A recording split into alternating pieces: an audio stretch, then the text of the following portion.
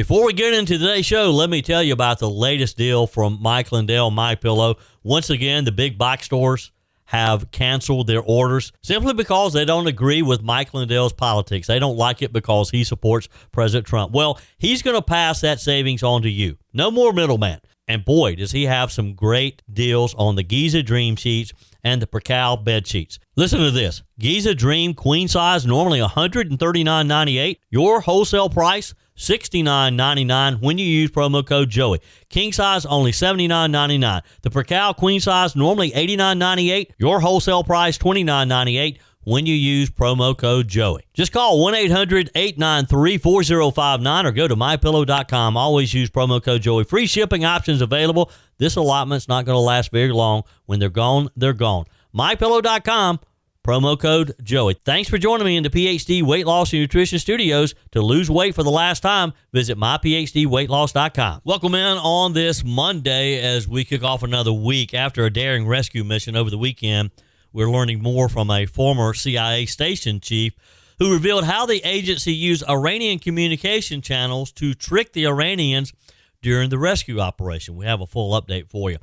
Astronauts on the Artemis II mission are over two-thirds of the way to reaching the moon for a flyby mission that will make them Earth's farthest emissaries and promises views of the moon's far side that we've never seen before. The leader of a trade group that represents most major automakers is calling on the federal government to eliminate its gasoline tax and replace it with a vehicle fee to finance road infrastructure needs. And a former White House advisor to past Democrat presidents paid a visit to South Carolina last week to talk about technical colleges as he weighs his own bid for the Oval Office. Guess who?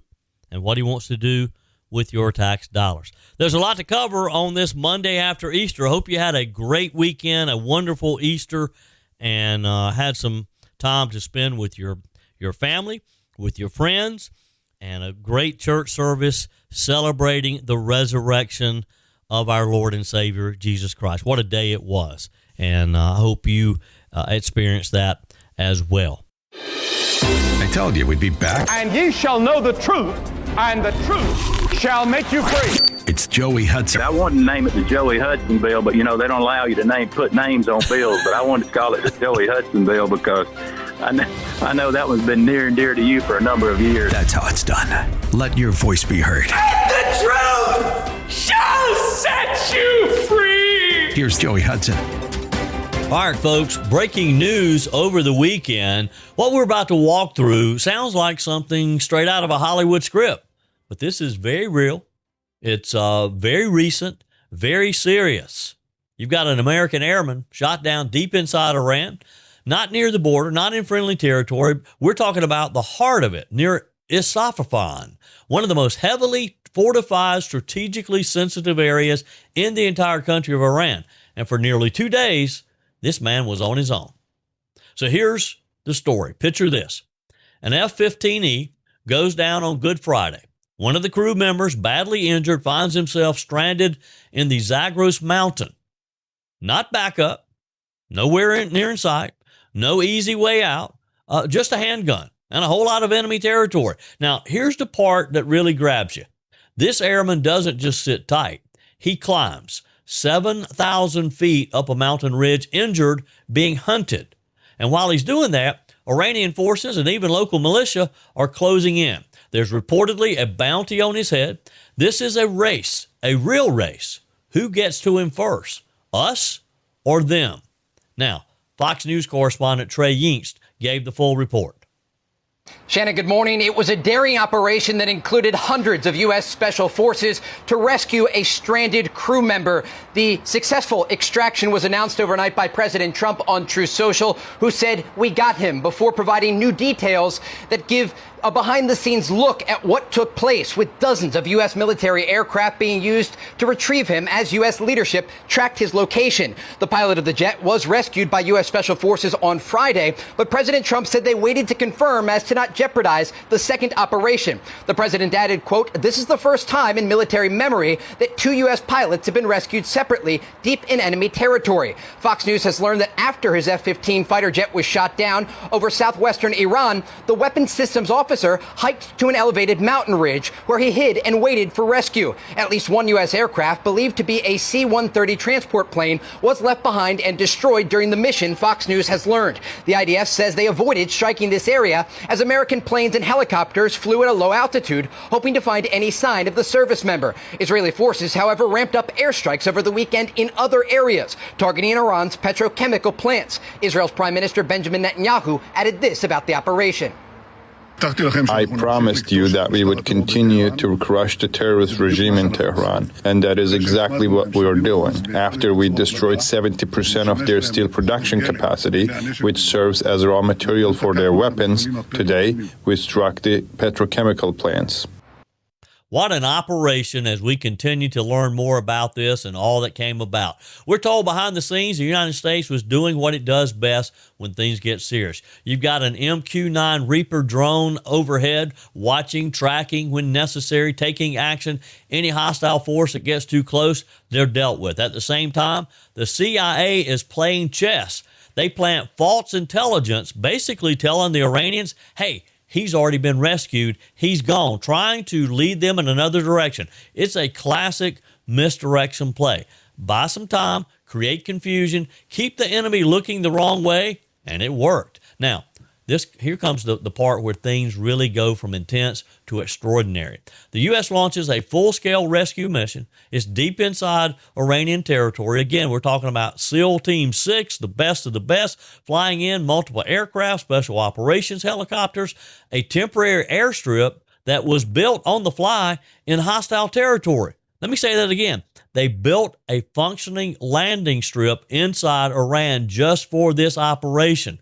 That's not routine. That's not safe. That's the kind of thing that only happens when failure is not an option. Again, it's like something you see in the movies. But this is war, and nothing goes perfectly. Two of the transport aircraft, likely those high-tech MC-130s, get stuck out at the forward airstrip. Now, you've got a new problem. So what did they do? They send more aircraft in to get the team out and then destroy the stranded planes on the ground. They blow them up, total loss. Why? Because you do not leave that kind of technology behind for your enemy to study. Meanwhile, helicopters, those little bird gunships, are providing cover, engaging threats, keeping Iranian forces from overrunning the site. This is happening all in real time on the ground in enemy territory. Then comes the breakthrough. Using that emergency beacon and intelligence assets on the ground, they finally pinpoint this young man's exact location, a mountain crevice. And what happens next is something that you rarely see, a daylight rescue mission. Think about it. Broad daylight, dozens of aircraft, drones forming a protected perimeter, anything hostile that gets within about 2 miles, neutralized. SEAL Team 6 moves in, extracts the airmen, fights their way out. No American lives lost in the rescue team. The injured officer, alive, evacuated, on his way to medical treatment in Kuwait within hours. And yes, there were firefights. We're told that there were drones lost, there were assets destroyed, but the mission successful. And then you had President Donald Trump weighing in, confirming the rescue with a simple message, we got him. He later pointed out something important. Operations like this are rarely attempted because of the risk to both people and the equipment, and you can see why. But here's the takeaway. When an American is left behind, this country still does something remarkable. We go get them, no matter where they are, no matter how dangerous it is, no matter how complicated it might become. And in a world where a lot of things feel uncertain, that's something that hasn't changed. That's something worth remembering. We're not going to leave you behind. We're going to come find you and get you back home. But can you imagine what that pilot went through those, I think it was like 36 hours? Fox and Friends had a guest on over the weekend I found interesting. Lieutenant Colonel Dan Rooney, a former F-16 fighter pilot himself, he said, I'll tell you that the last thing we do before we step to go fly a combat sortie is to brief the mission and understanding what will happen if we have to get out of that aircraft. He said, and we have a motto, stay ready so you don't have to get ready. Mr. Rooney talked about the training that they do. And he said that the pilots undergo extensive survival and evasion training to prepare for worst-case scenarios, including being shot down behind those enemy lines like we saw. He said, we're very prepared to escape and evade and set ourselves up in a position to get rescued. In such situations, Lieutenant Colonel Rooney explained, down airmen are trained to move quickly after ejection, avoiding populated areas, and remain as concealed as possible while awaiting recovery forces. They're also trained to reach areas where rescue could be more easily achieved.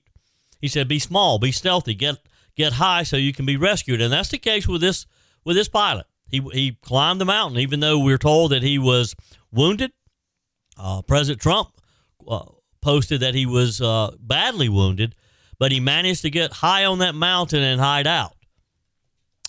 Lieutenant Colonel Rooney said those tactics are critical in the hours and days immediately following ejection when a downed airman is most vulnerable and must avoid detection. And that's what he did. He, immediately, it appears, he got away from that aircraft, away from the crash.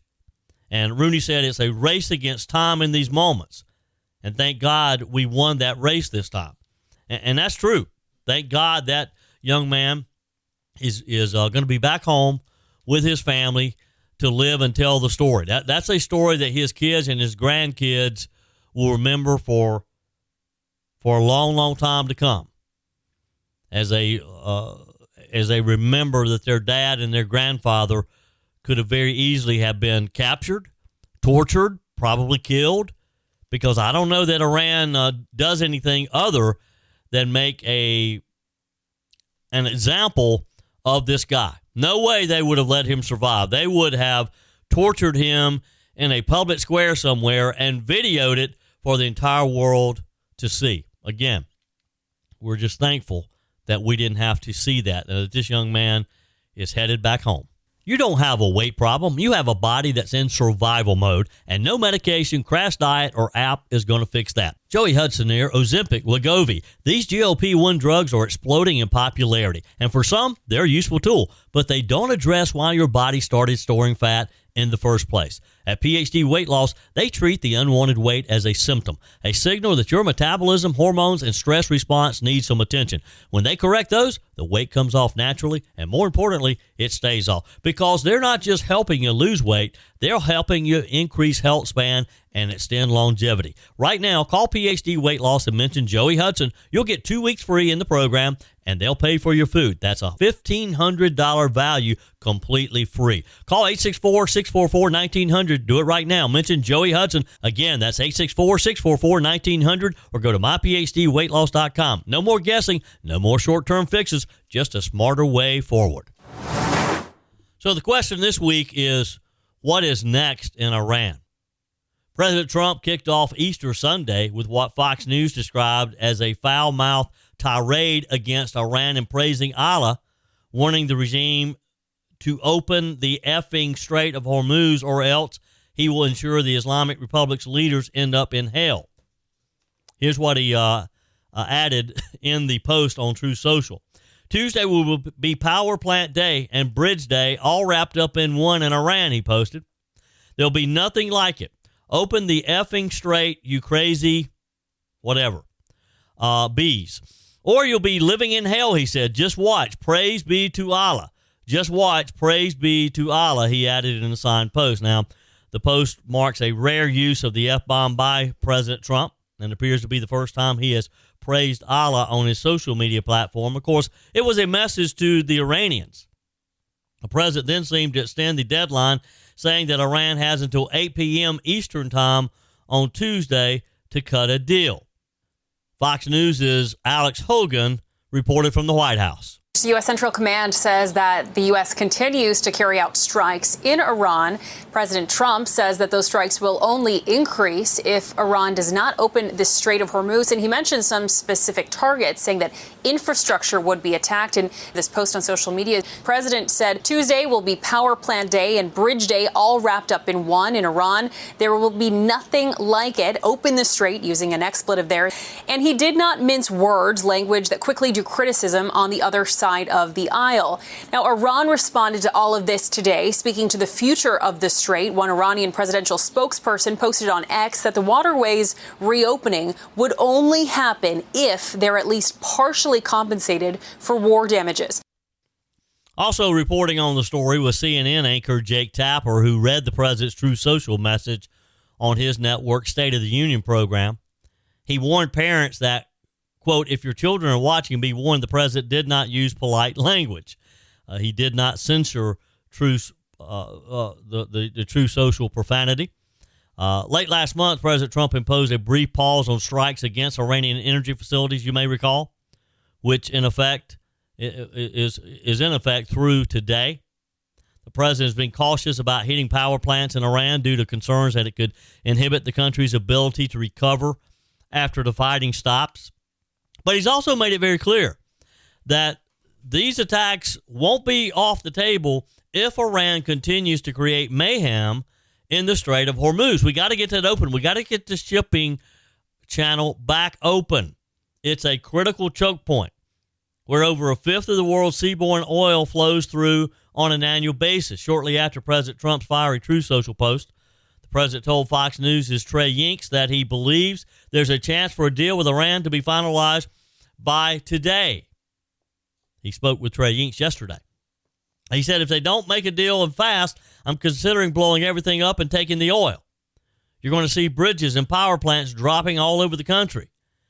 Now, during that 15-minute interview with Fox, the president claimed that Iran killed 45,000 demonstrators during the protests earlier this year and revealed that the U.S. attempted to funnel weapons to those protesters via the Iranian Kurds. However, his administration believes those weapons largely did not make it to the protesters. And that's the problem that you have when you do not have an armed citizenry. Trump also told Axios that his team is in, quote, deep negotiations with Iran, and that while there's a good chance of getting a deal, he said, I'm blowing up everything over there if an agreement isn't reached. So he's using this very strong language with just about every media outlet because I think the aim is that he wants the Iranian leadership to know what he's planning to do, of course. He's thinking if I say this to as many media outlets as possible, eventually one of them is going to get it back to the Iranian leadership. Special Envoy Steve Witkoff and Jared Kushner, we're told, are leading negotiations with Iran on behalf of the U.S. They recently said a deal looked close, according to the president. He explained, but then they said that they will meet us in 5 days. So I said, why 5 days? I felt they were not being serious, so I attacked the bridge. The president first announced a pause on strikes on energy targets in Iran on March the 23rd due to what he described as very good and productive conversations that his administration had with the regime. He then extended it to April the 6th, again today, publicly claiming he did so because they gave me ships, meaning oil tankers that Iran supposedly let through the Strait of Hormuz. Last week, though, the president claimed that Iran begged him for a ceasefire, but he declined, vowing to bomb the regime back to the Stone Ages. Remember that? That was in his speech last Wednesday when he gave about a 20-minute speech from the White House. And he says it's not going to happen until Iran agrees to fully reopen the Strait of Hormuz. Mediators claim that efforts to put a pause in the fighting broke down late Friday. This according to the Wall Street Journal. Since Iran began unleashing drone and missile strikes in the Strait of Hormuz to primarily scare off those vessels to try to create some pain in the shipping channel, the president has sought to put more of the onus on allies to step up and unlock the critical choke points. So far, our allies, our friends, supposedly, haven't been willing to do so.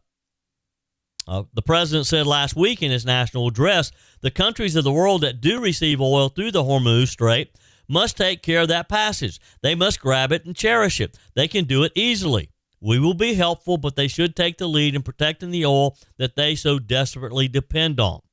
And he's right. Rather than sitting back and watching us do it, watching us take the risk, watching us take the expense, step up because you need it worse than we do.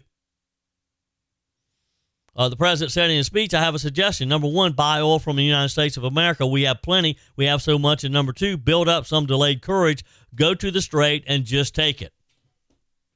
Prior to the war, the U.S. only got about 2% of its petroleum liquids through the strait, according to U.S. Energy Information Administration.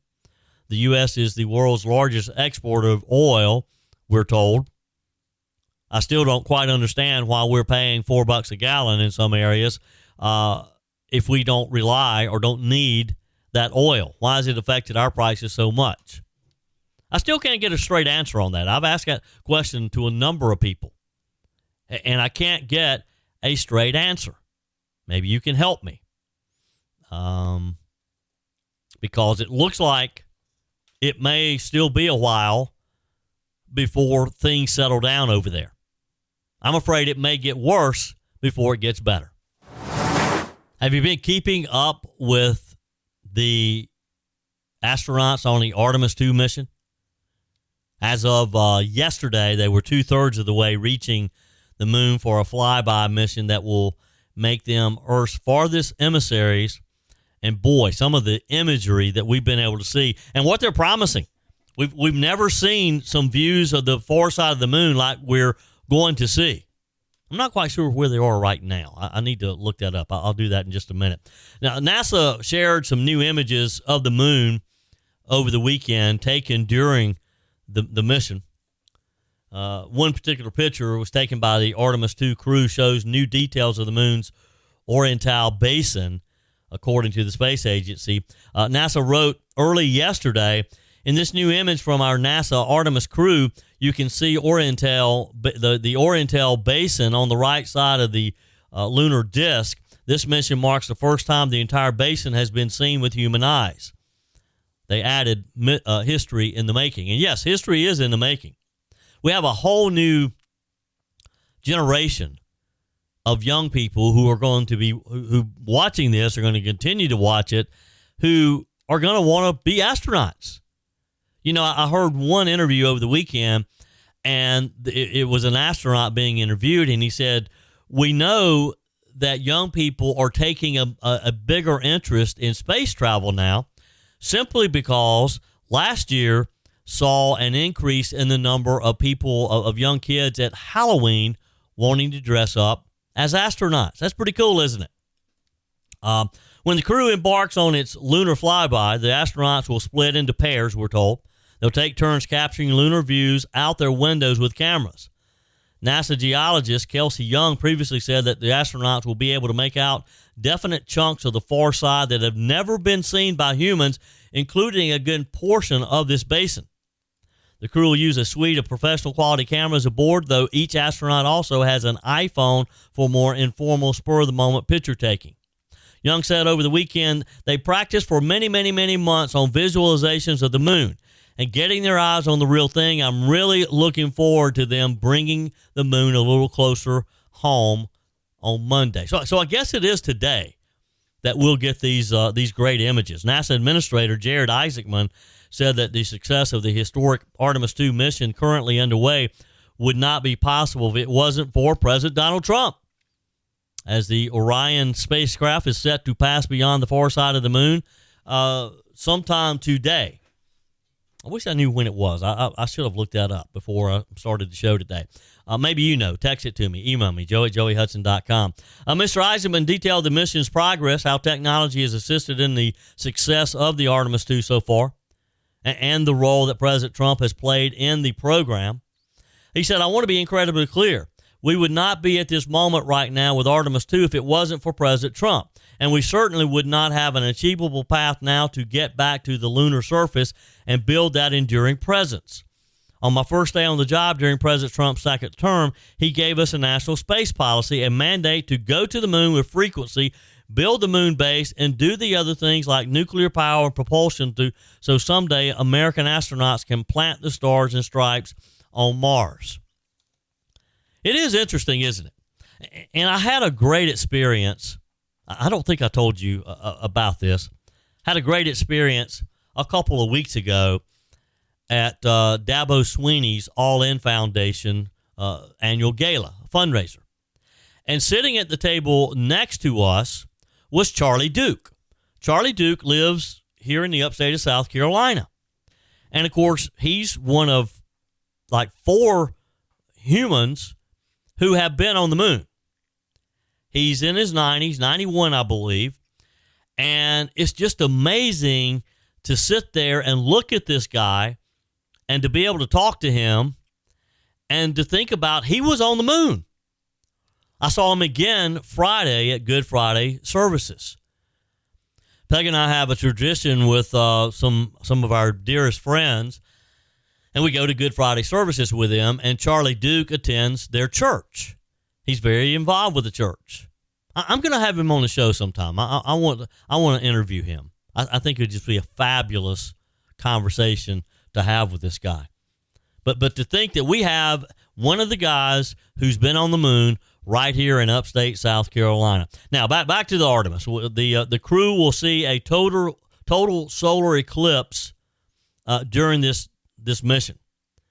Now, the eclipse won't be visible from Earth. The astronauts aboard the Orion capsule will be treated to several minutes worth of views of the sun's outermost radiating atmosphere, according to NASA.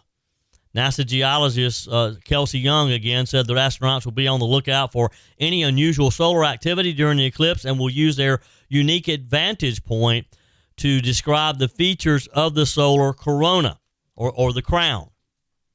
To protect their eyes as they study and capture the solar views, NASA said all 4 astronauts brought eclipse glasses on the mission with them.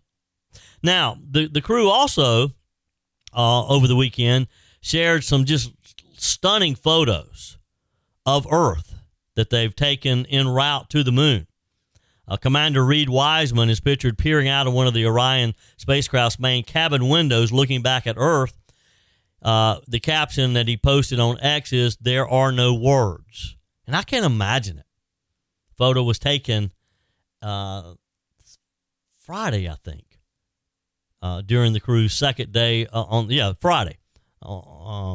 NASA also shared a link to its multimedia library, which it says will contain the latest imagery from the mission. So let me encourage you to look for that. It is just fabulous. In fact, if you can't find it, just email me, joey@joeyhudson.com, and I'll share that link with you. Be happy to. The 4 astronauts on board, and if you've watched any of this like I have, and NASA's done a great job, by the way, of making this accessible. I mean, you can watch the whole thing. But I got to say, and I've always thought that if I was given the opportunity to go to the moon or go into space, period, just orbit the Earth, that I would love that opportunity, that I would do it. But the more I've watched them in this capsule, wow, I'm not so sure that I could, because it is tight quarters. I'm afraid I would get claustrophobic because it looks so tiny. I mean, and there's no room spared. They took only what was necessary. And I think it's amazing. Have you seen their spacesuits, those orange jumpsuits? I didn't realize this either. But those suits, if they were to have some type of emergency and maybe the capsule was punctured and it lost oxygen, those suits would allow them to survive for 7 days. They're self-contained. So if something did happen to the capsule, other than just total obliviation, but if it was depressurized, for example, they could be in those suits and have everything they need for 7 days in order, and that's plenty of time, we're told, for them to get back to Earth. Now, one problem that they are having, and this is a bit of an inconvenience, for the second time over the weekend, Orion's toilet malfunctioned. They posted, during the night, we tried to vent the wastewater tank that's attached to the toilet. We had problems with that due to the suspected blockage, we think probably due to ice. So we directed the crew overnight, this is from NASA now, to use their collapsible contingency urine devices. This is Judd Freiling from the Artemis II flight director explained during a news conference. He said the astronauts encountered a similar problem with the toilet on the first day of their mission. The ship's lunar loo malfunctioned following liftoff and has remained a lingering issue. Debbie Korth, NASA's Orion program deputy manager, said the toilet is still operable. She said, this is a test flight. We're figuring out how these things or how these systems work together, but it is operable, and we have a redundancy to get us through the mission. The toilet, NASA confirmed, is still available for astronauts to use for solid waste. And in that turn that he talked about, they tried to manually turn the spaceship so that side of the capsule where they suspect the ice has accumulated would be facing the sun in hopes that it could potentially melt and open that up.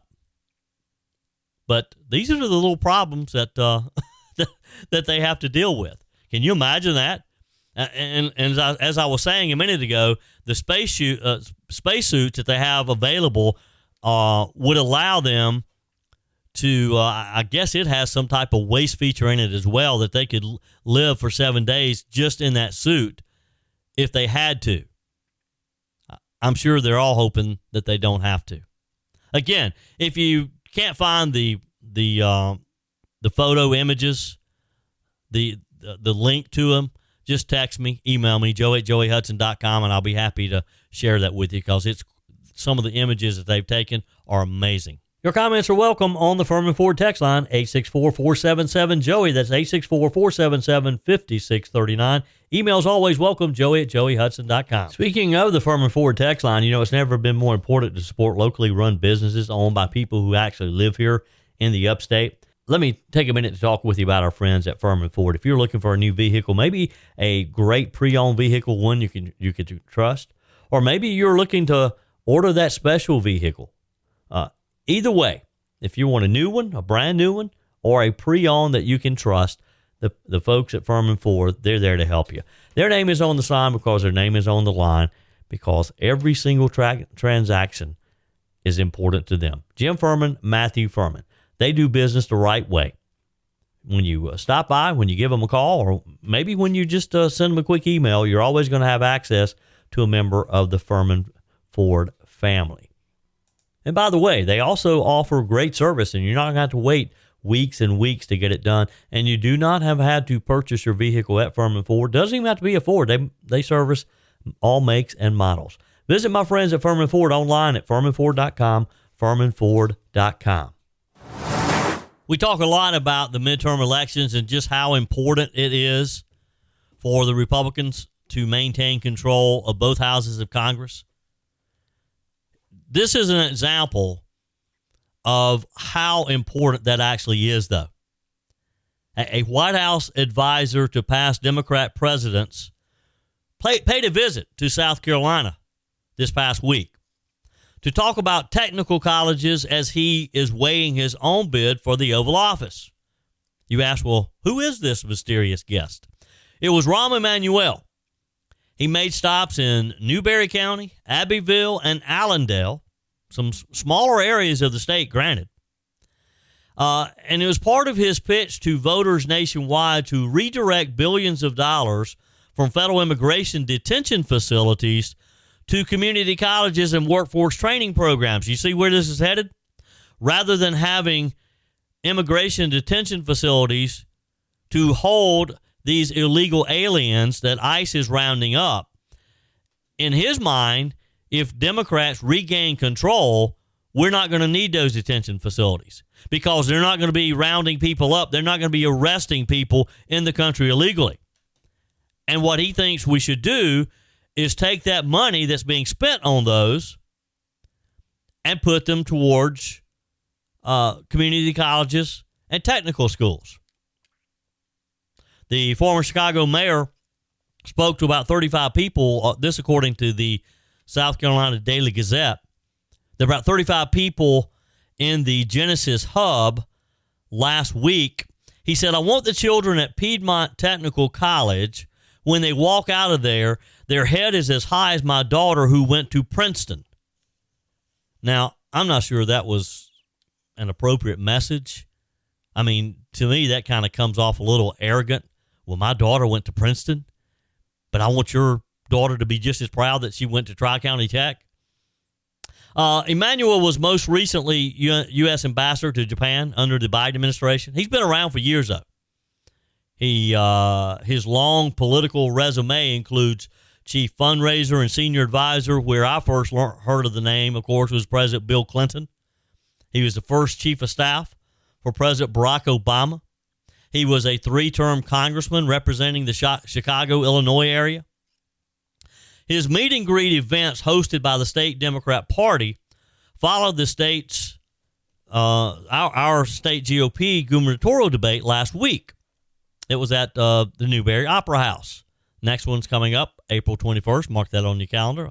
I'll be talking with you more about that later. But he talked with, is across the street from the coffee shop and the other side of Memorial Park in this very cool little town of Newberry.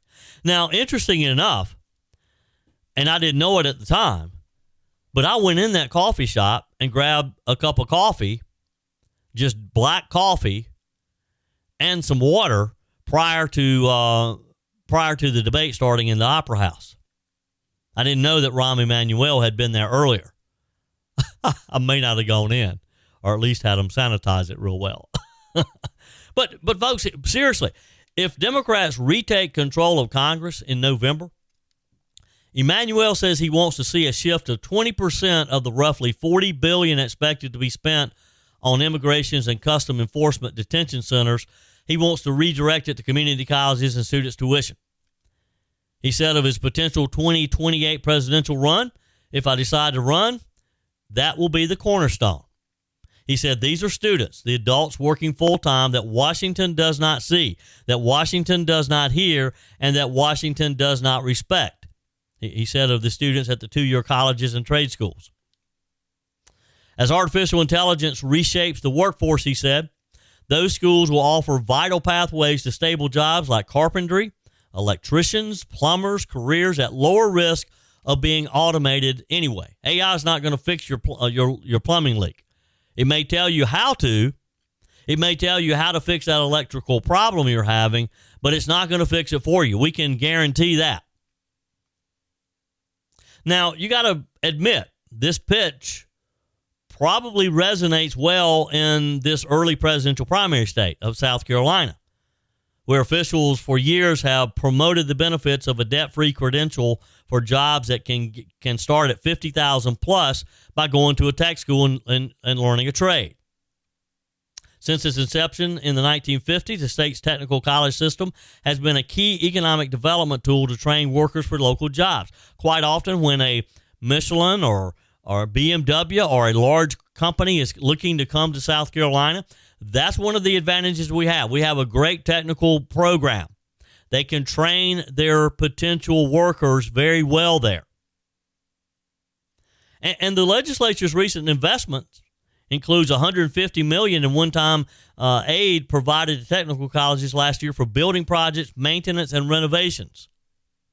Since 2021, the state's workforce industry needs, the WINS scholarship of up to $5,000 has helped more than 120,000 South Carolinians earn debt-free credentials from technical colleges for nursing, construction, manufacturing, and other high-demand jobs. Initially created with federal COVID aid, these scholarships have been funded since with state taxes and lottery profits, as they should be. We got to make it as easy as possible for kids who are finishing high school and know that college is not the experience for them, but they want to learn a good trade. And, you know, it's easy to find stories of kids who part ways after high school. One goes to college, a 4-year college. One goes to a technical school, gets a 2-year associate degree, and learns an actual trade, and he's way ahead of his buddy who went on to USC or Clemson and got a 4-year degree. Last year, the legislature put $91 million towards these types of scholarships, which come on top of other aid to fully cover tuition. The House's first draft of the upcoming budget this year would increase spending on this WIN scholarships to $95 million in the 2026-2027 budget, as recommended by Governor Henry McMaster in his executive budget. So this is a great program. Now, for Rahm Emanuel, building on topics increasingly popular on the right, like focusing more on technical colleges, held up as an alternative to elitist and biased universities is an interesting message to come from a Democrat. It's probably a good message. And Rahm Emanuel is known for staking out a middle-of-the-road lane, eager to blast unpopular positions on the far left of his party. He kind of kept Bill Clinton in the center of the lane, which allowed Bill Clinton to win re-election. So, folks, I told you all that to tell you this. It's just an example that some Democrats recognize the opportunities that they have in the November midterms. They're not rolling over and playing dead. They're playing to win, and we have to be better at their game than they are. That's it for today's edition of Just the Truth. Thanks for joining me in the PhD Weight Loss Studios. To lose weight for the last time, visit myphdweightloss.com. If you haven't joined my mailing list yet, visit my website, joeyhudson.com. Click on the Connect with Joey button so that you can receive our emails and the most up-to-date news. Also, join me on my YouTube channel. Be sure and like, comment, and subscribe. Just search for Joey Hudson. As always, thanks for spending a few minutes of your day with me. Do me a favor and forward this episode to a few friends. Just click on the share button and send to your contacts. We need to build an army of conservatives to win our country back, and we can do that by continuing to share the truth with our friends and family. Keep those comments coming via the Furman Ford text line 864-477-JOEY. Email to joey@joeyhudson.com, and I love your messages on the MyPillow message line. Again, that's 864-477-JOEY, 864-477-5639. Be sure and take advantage of the MyPillow special, just $14.88 on the standard MyPillows when you use promo code Joey. Order online at mypillow.com or call 800-893-4053. We're back again tomorrow and hope you'll plan to join us. Until then, remember, God's got this. He's still in control.